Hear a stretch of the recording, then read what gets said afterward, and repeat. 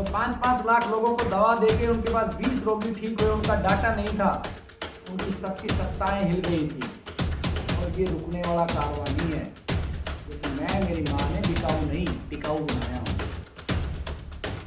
कुछ जो पूंजीपति लोग हैं जो चिकित्सा में घुसे हुए हैं, उन लोगों ने उनके कंटेंट के छोटे छोटे वीडियो बना के टेपरिंग कर करके तो वायरल किया। उनका उद्देश्य सिर्फ इतना था कि जो गुरुकुल ने कैंसर की प्रतियोगिता करके इन व्यापारियों के फिल्टर पाड़ दिए थे, मौलवान नहीं हूँ, खरीद नहीं सकते। आपने बहुत प्रयास पहले भी किया था खरीदने का, खाने का भी किया, और भले ही मिटाने का कर लिया।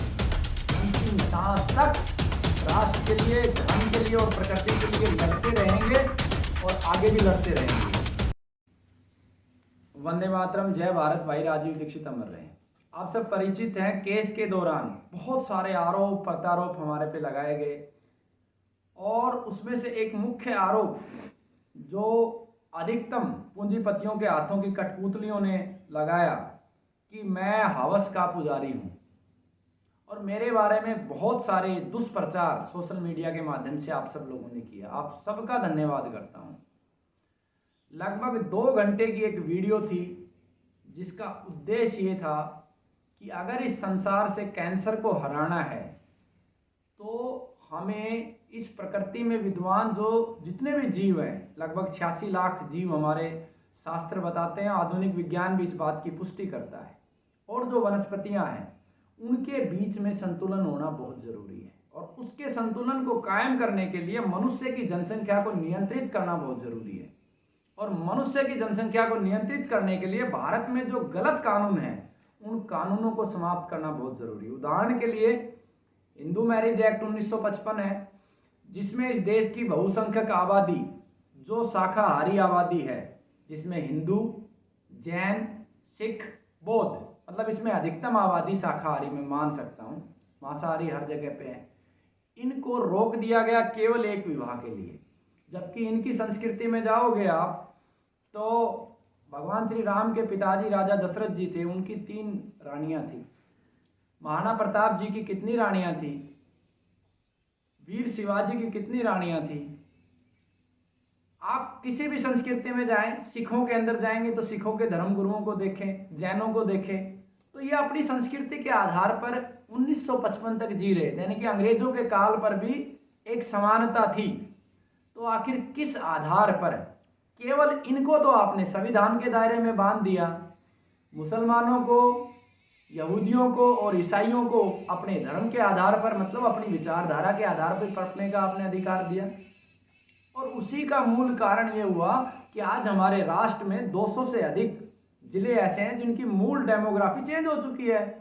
क्योंकि अगर किसी भाई को 4 शादी करने का अधिकार है तो स्वतंत्र है, वो हिंदू की भी एक लड़की से शादी कर सकता है, जैन की से भी कर सकता है, सिख से भी कर सकता है।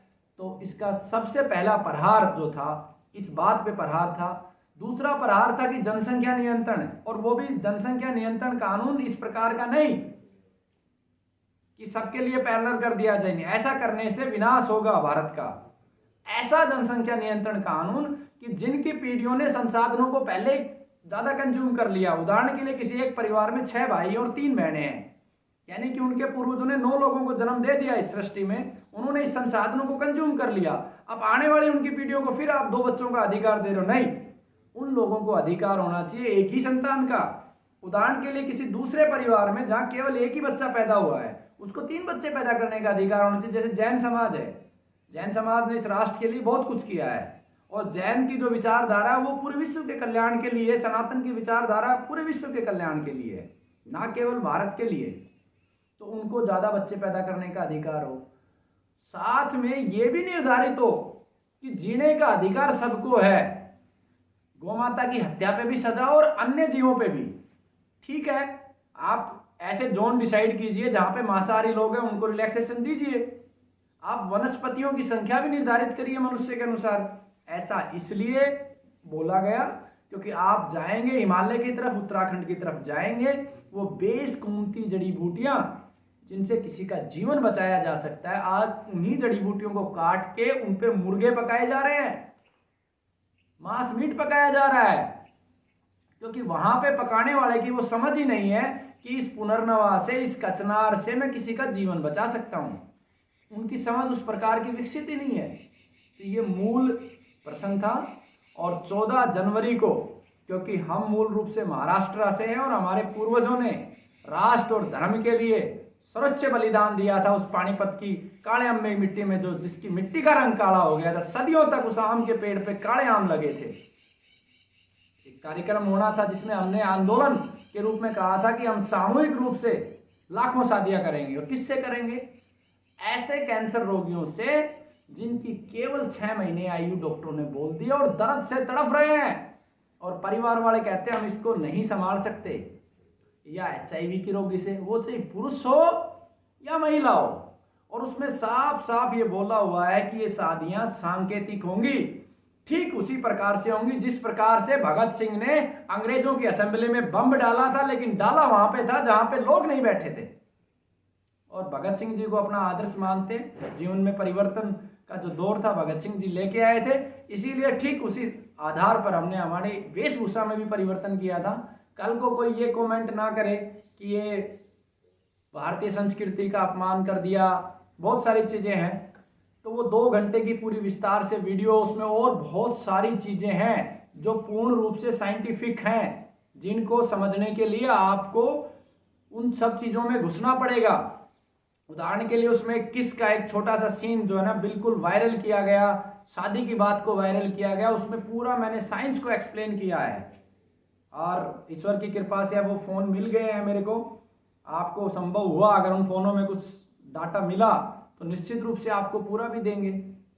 इंटेंशन वो था, लेकिन दुष्ट जो पूंजीपति लोग हैं जो चिकित्सा में घुसे हुए हैं, उन लोगों ने उनके कंटेंट के छोटे छोटे वीडियो बना के टेपरिंग कर करके उसको वायरल किया। उनका उद्देश्य सिर्फ इतना था कि जो गुरुकुल ने कैंसर की प्रतियोगिता करके इन व्यापारियों के फिल्टर पाड़ दिए थे, जो 5-5 लाख लोगों को दवा देके उनके पास 20 रोगी ठीक हुए, उनका डाटा नहीं था, उनकी सबकी सत्ताएं हिल गई थी।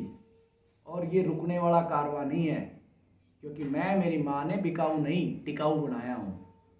मोलवान नहीं हूँ, खरीद नहीं सकते। आपने बहुत प्रयास पहले भी किया था खरीदने का, और फंसाने का भी किया, और भले ही मिटाने का कर लेना। अंतिम सांस तक इस राष्ट्र के लिए, धर्म के लिए और प्रकृति के लिए लड़ते रहेंगे, और आगे भी लड़ते रहेंगे। तो उसका मूल उद्देश्य ये था। और जनरल साइंस भी आप अगर लगाओ तो भैया, जो व्यक्ति HIV का रोगी है, 60 साल का पुरुष है, क्या उससे मैं क्या करने वाला हूँ?